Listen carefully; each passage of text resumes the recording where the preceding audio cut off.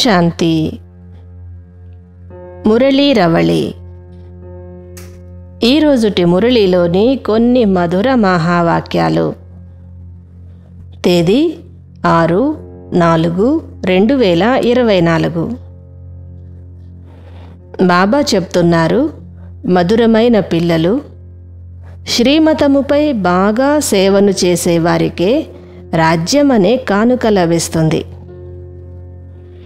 పిల్లలైన మీరు ఇప్పుడు బాబాకు సహాయకులుగా అయ్యారు కావున మీకు చాలా పెద్ద ప్రైజు లభిస్తుంది.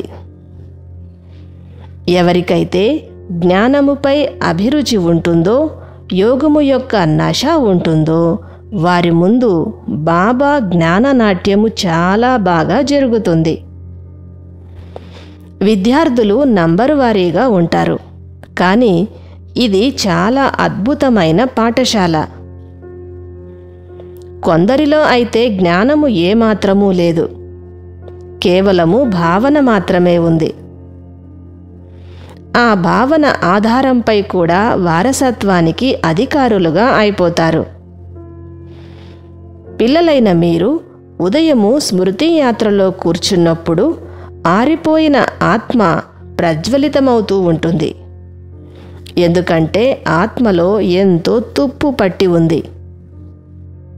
శివబాబా స్వర్ణకారుని పనిని కూడా చేస్తారు.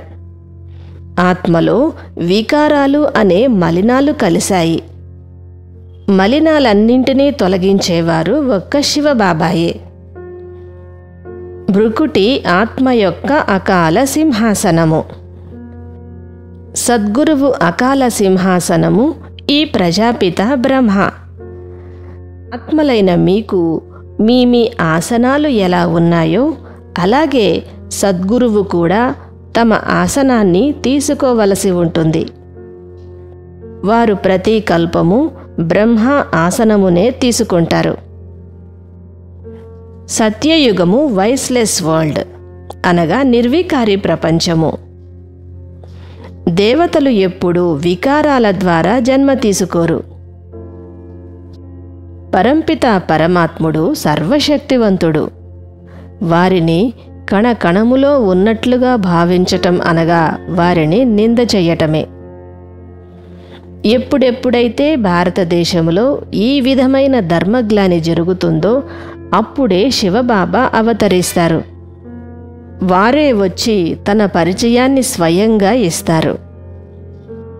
శివబాబాతో బుద్ధి యోగాన్ని జోడించటాన్నే యోగము అంటారు. యోగము పూర్తిగా నిశ్శబ్దమయమైనది. యోగముతో పాటు మీరు జ్ఞానముపై కూడా అభిరుచిని కలిగి ఉండాలి. ఎవరైతే మంచి అభిరుచిని కలిగి ఉంటారో వారి ముందే బాబా జ్ఞాననాట్యము చాలా బాగా జరుగుతుంది. ఇది ఆత్మీక పాఠశాల. శివబాబా బ్రహ్మ తనువు మాధ్యమముగా చదివిస్తున్నారు. మీరు బాగా చదివి స్వర్గ వారసత్వాన్ని తీసుకోవాలి. వారసత్వమైతే అందరికీ లభిస్తుంది, కానీ చదువును బట్టే రాజ్య పదవి లభిస్తుంది. ఎవరైతే చాలా మంచి సేవను చేస్తారో వారికి చాలా మంచి స్వర్గపు ప్రైజు లభిస్తుంది. డబల్ కిరీటధారులుగా ఉన్న మీరే ఇప్పుడు మనుష్యులుగా అయ్యారు. మరలా మంచి పురుషార్థము చేసి దేవతా పదవిని పొందుకోవాలి. దేవతలు అనగా దైవీ గుణాలు కలవారు. బాబా వచ్చి మీకు సకల వేదశాస్త్రాల సారాన్ని తెలియచేస్తున్నారు. ప్రతి కల్పము వారు ప్రజాపిత బ్రహ్మ తనువులో ప్రవేశిస్తారు. ఇది ప్రవృత్తి మార్గము. ఇక్కడ బ్రహ్మ, సరస్వతి మరియు బ్రహ్మవత్సలు ఉన్నారు. బ్రహ్మ ద్వారానే బ్రాహ్మణులకు జ్ఞానమును వినిపిస్తారు. బ్రాహ్మణులతో పాటు ఈ బ్రహ్మ కూడా జ్ఞానాన్ని వింటారు. వీరు ఫస్ట్ నంబరులో ఉన్నారు. వీరినే బ్రహ్మపుత్ర నది అని గాయనం చేయబడుతుంది. ఇది బ్రహ్మపుత్ర నది మరియు సాగరముల చైతన్యమైన మేళ. బ్రహ్మ నుండి విష్ణువుగా కావటములో ఒక్క క్షణము పడుతుంది. మరలా విష్ణువు బ్రహ్మగా కావటానికి 5000 సంవత్సరాల టైం పడుతుంది. ప్రజాపిత బ్రహ్మకు సాక్షాత్కారము కాగానే నేనే విశ్వాధిపతిగా అవుతాను అనే నిశ్చయము కలిగింది. వెంటనే వ్యాపారము అనే గాడిద బరువును నేనెందుకు మోయాలి అని భావించి పూర్తిగా వదిలివేశారు. ఈ బ్రహ్మ మాదిరిగానే పిల్లలైన మీ అందరికీ కూడా జ్ఞానము ద్వారా విశ్వాధిపతులుగా అవుతాము అనే నిశ్చయము కలిగింది. పిల్లలందరూ దైహిక బంధనాలను తెంపివేసుకొని ఈశ్వరీయ యజ్ఞములో స్వాహ అయ్యారు. అంతేకాని బ్రహ్మ ఎప్పుడూ ఎవ్వరిని ఎత్తుకొని పోలేదు.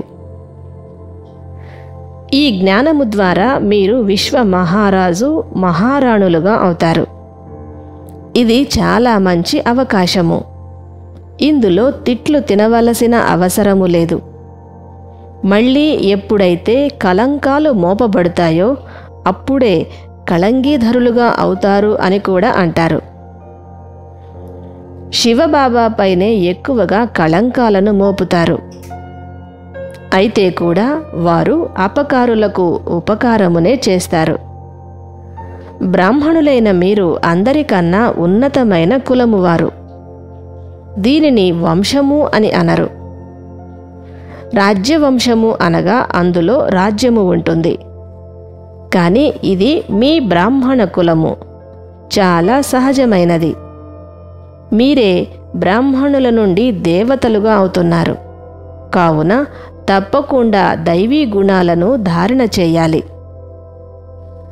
దేవతలకు ఎప్పుడూ బీడీ సిగరెట్లను నివేదించరు. మరి మీరు దేవతలుగా అయ్యేవారు ఇలాంటి చెడు అలవాట్లకు పూర్తిగా దూరముగా ఉండాలి. మీరు రాజయోగులు, రాజర్షులు కావున పవిత్రముగా ఉండాలి. ఇది పురుషోత్తమ సంగమయుగము.